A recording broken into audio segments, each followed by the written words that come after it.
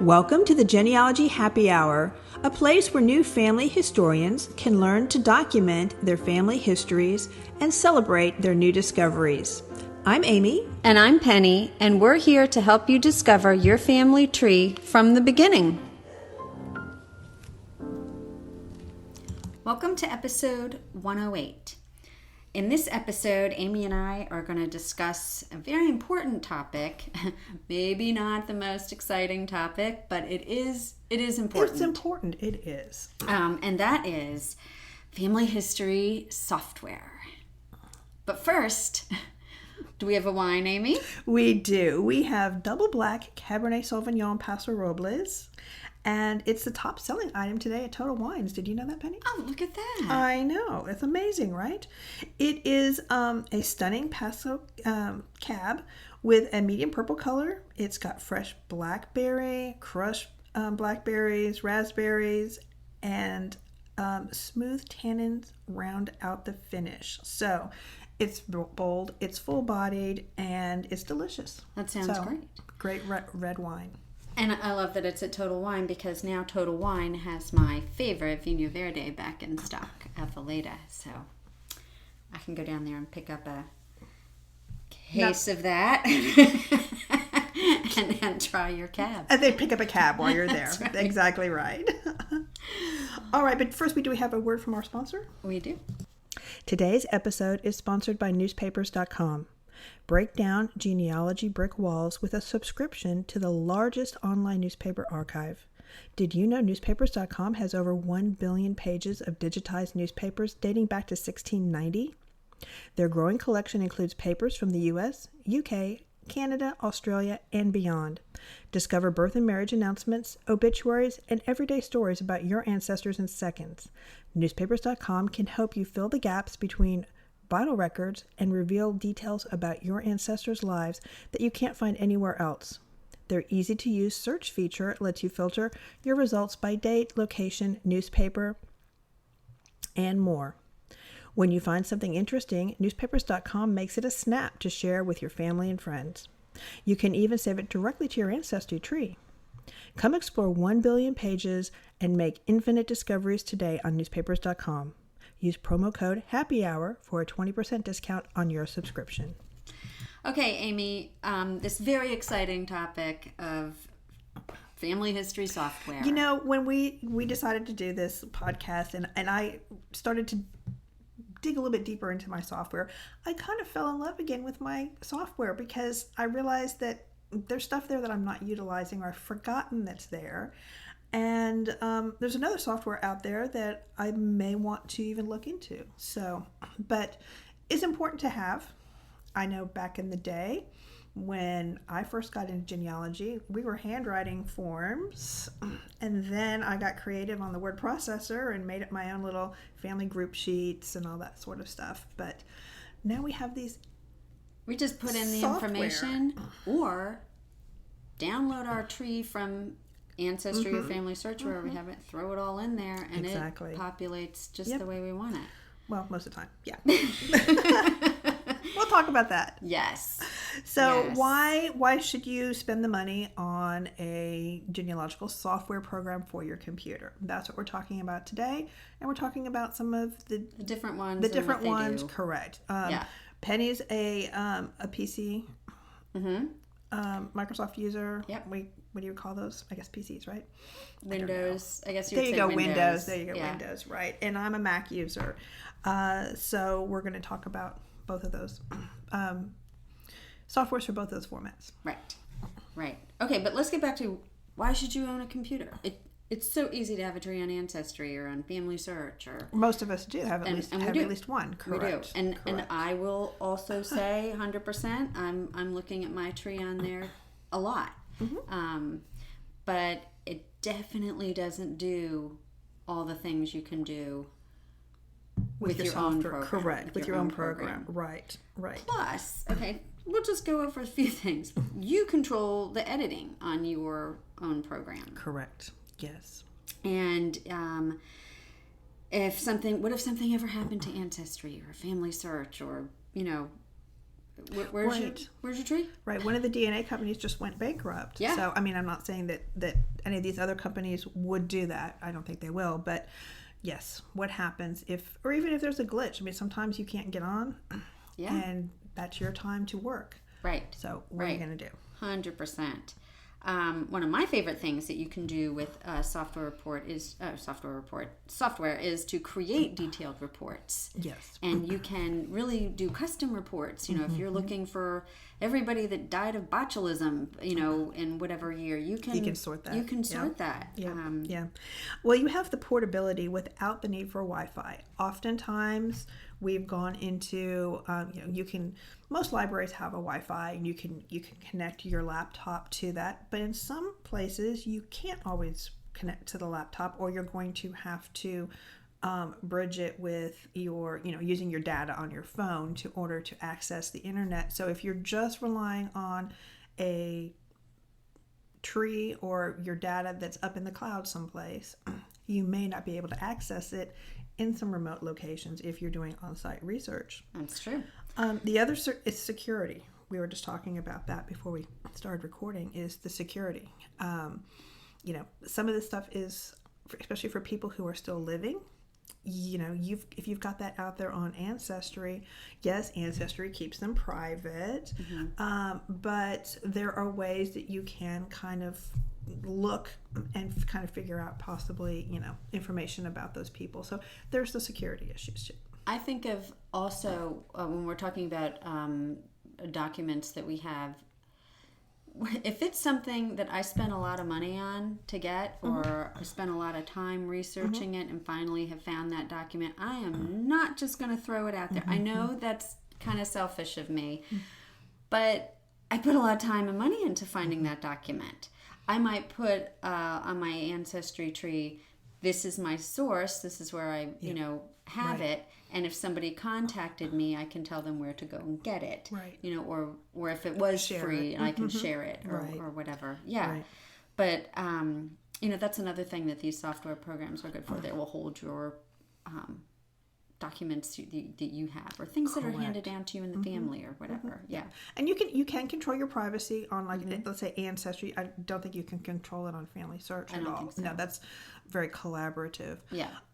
But some of the reasons why you do want to have a tree on Ancestry is for people to compare, so you can compare to them as well. But yes, you got to be very sensitive of. You could almost use your Ancestry tree as your working tree. Correct. Just kind of you're working on there, but you're definitive. Like, yes, I have made this decision. This is how these two people married, or they're an actual couple. This is why, and they're in my software program. I kind of think of it as like, this is the people that I have documented. These are the people that I have thoroughly researched. I can tell you for sure that this is my family. Yes. And then the people on the tree on Ancestry are, sometimes I will put, I'll take the hints, even though I'm not sure that that's actually the correct parentage, just to see where it will lead. Yeah. Yeah. I always put in my Ancestry tree, I mentioned this before, I think under the person's name, there's all those places you can put notes and things. I always put something up there like, this is a theory, I'm working on this, I have no idea. Yeah. Don't copy my stuff, Right. I'm not one of those people. Well, I don't know if everybody even reads those things when you pull up a person in somebody else's tree. Do you even see that? I don't know. Yeah.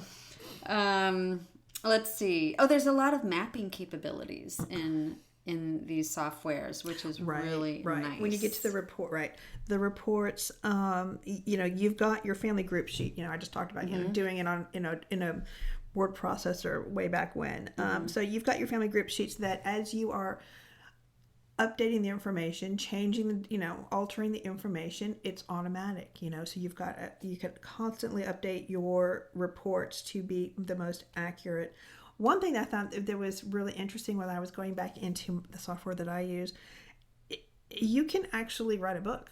It will write a book instantaneously with the source citations at the bottom, with an index, everything based on the data that you have in the software. Yeah.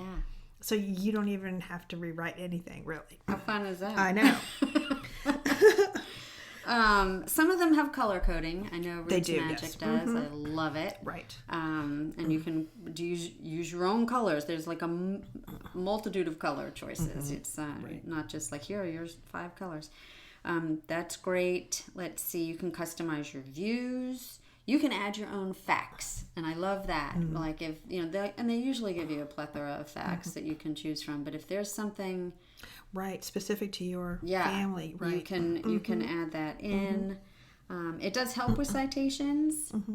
You can find people faster, with the search by keyword. And then once you put your citation in once, it's there. You don't have to keep typing it over and over again. Or, like I said, it'll write a book for you, or it will do the report for you, and then you don't have to go back in and type the footnotes and the citations. It will just pull. If you put them in once, it'll be there.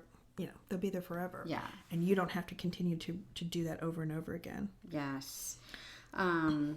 And then one of the things, I'm just throwing this out there, that if you're working on a report or you're working on a tree, it can search for people online, because it has that web. One of the choices are, at least on Roots Magic, one of the choices are to, go to the web and look. Just like if you're going to move over to Google and do it, but you can do it right from that program, which is very nice. Right.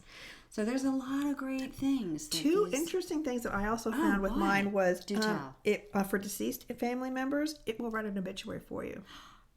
No, it will.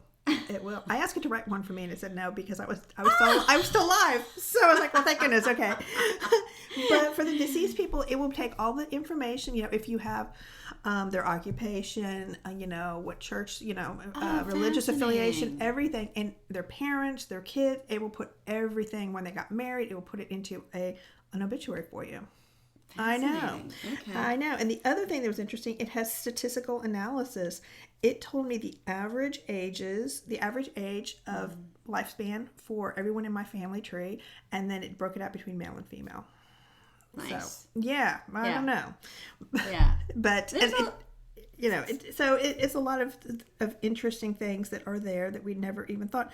The other thing that was interesting, because I guess I have not been keeping up my software as I should.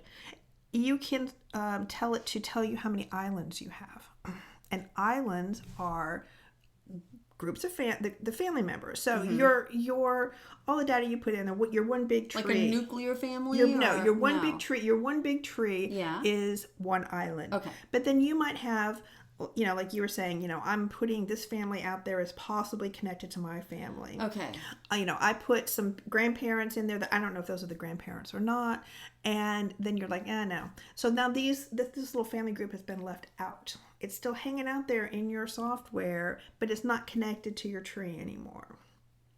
And so I had several of those that I needed to go back in and clean up, because I was like, oh no, that was a theory that didn't pan out. Okay. Yes. Now I'm just using it for my, verified, researched, documented family. But I needed to get those people out of there because those are hangovers from a long time ago. So if you do that where you kind of back up, I need to back this line up because this is all wrong. Sometimes you might leave some people hanging. And so this helps you clean that up and make sure that those people aren't included anymore. That's nice. Yeah, like you said, there's a lot of things in these programs that we probably don't know about or don't use because there's just so much. There's so much in them. And I know for me, I love the fact that Roots Magic has a ton of YouTube tutorials.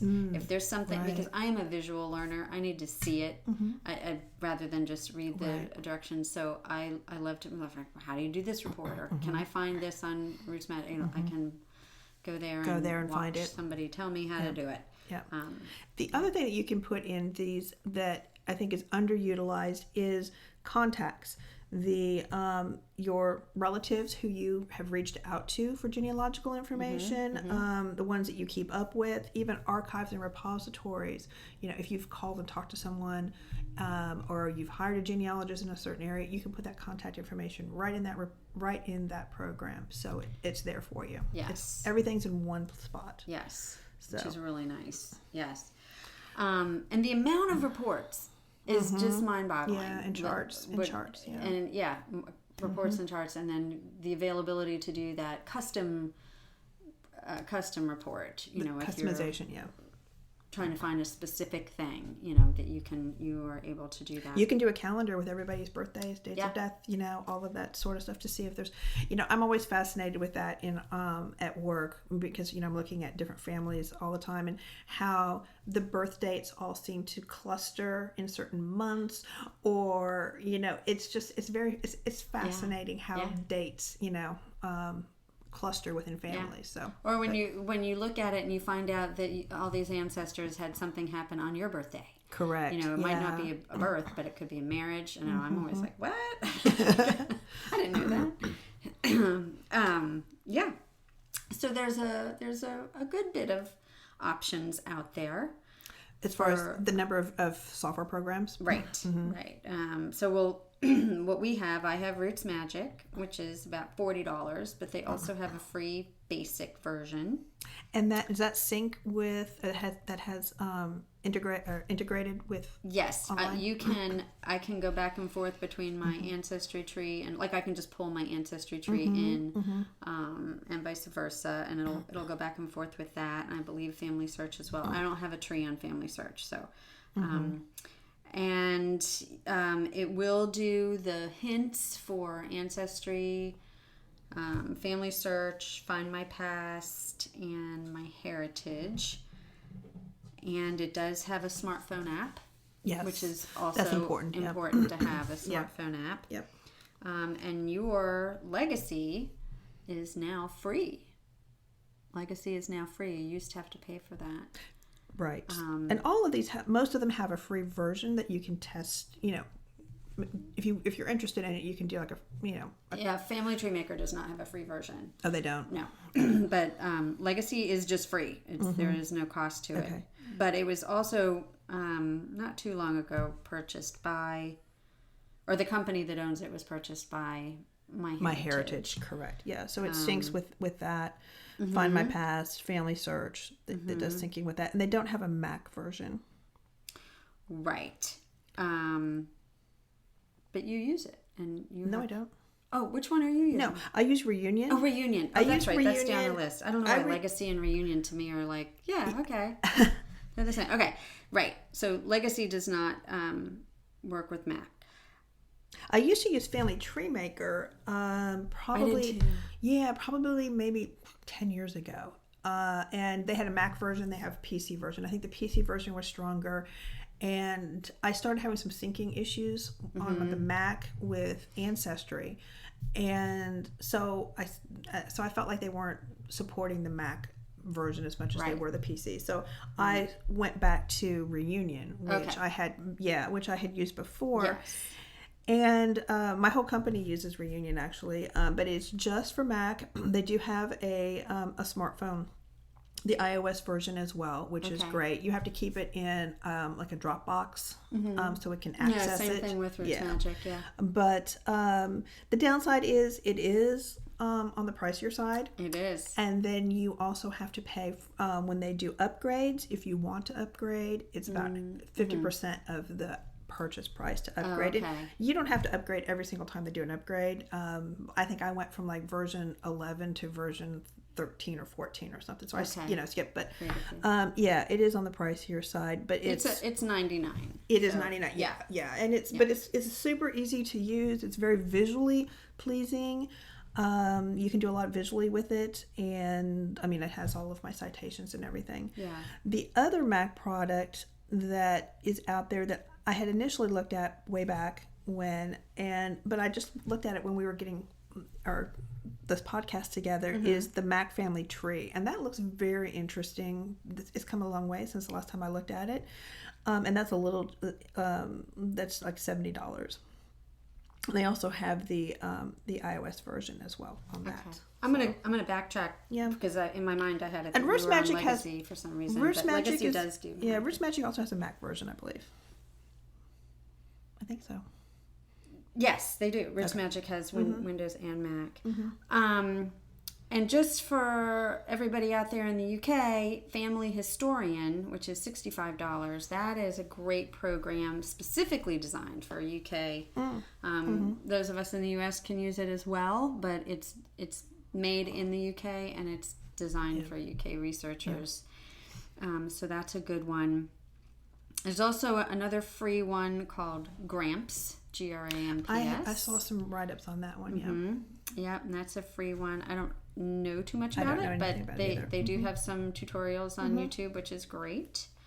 And then the Family Tree Builder, which is MyHeritage, has a free download for that, and also works on Mac, I believe, Windows and Mac. I will tell you that when we had a problem with one of the upgrades on Reunion, and the company was very responsive and letting us know that, we know there's a problem and we're working to fix it. And then they subsequently, on one of the updates, it was the problem was fixed. Oh, so that's good. I will say that they were very responsive to us. I'm going to pop back to Family Tree Maker, which you said we both used that back in the day. And I like it because it's very similar to the Ancestry tree. Like if you're familiar with that, it's just like, oh, okay, I feel at home. I know where I am. It's not a big learning curve on that. And they had some beautiful charting that you could pull in PDFs, and it was really pretty charting. But they had, and I don't remember all the details, but something was happening to that, and almost like it was going to be non-existent anymore. Yes, you think you're right. And that's when I switched over to Roots Magic, but it has since come back and is by McKeeve. Yes, is the company, and they it's a good part. I would. If I didn't already have investment in Roots Magic and all that stuff, I would probably go with that one. Yeah. Also, remember, it's important to put your citations correctly into your program, and that they will be there then for you going forward. Take a minute and watch a video or something on how to add your citations. Because once you watch it and you're like, oh, okay, got it. Yeah. It's a lot easier than you might think. Yep. And it's so important to have That's those true. citations in there for sure. Again, it takes a little bit more time. We've talked about citing your sources correctly and making sure that there's research logs you can put in there too, that you can put your research information in. But those citations, once you get them in there, I know it's boring, it takes some time. They're there forever. And no matter what report you print out, they're going to be attached to there, and you don't have to reinvent over and over again. Which is great. All right, well, I know that it hasn't been... what? Oh, I have one more thing. Oh, I'm sorry. I thought we were wrapping up here. We will. 1 second. I just want to remind everybody, I don't know how many episodes back, I had mentioned something about the Family Search Labs with their full text search. Yes. And I hope all of you tried it out or tried to find some stuff. A lot of it when we were talking about it was wills and deeds and whatnot, but they have a lot more in there now. Oh, really? And they have, when you put your person's name in there or whatever your filters are, or whatever your information is, they have filters, which are collection, year, place, and record type. So you can put your person's name in there and then just go to record type, and it'll show you like 51 records of, and then it'll show you all the different options. And if you're not looking for deeds and mortgages, but you're looking for, I don't know what, a newspaper article or something, see if that's one of the options up there. So it's and they're constantly putting in more and more stuff in there. So don't forget to go back and utilize that search tool. Great. For your good tech tip. Thank you, Penny. All right. So until next time. Cheers. Thank you for listening. Please email us with any questions or comments at genealogyhappyhour@gmail.com. Visit our website, www.genealogyhappyhour.com, for additional resources, books, and wines. Don't forget to drink responsibly and never drink around genealogical documents.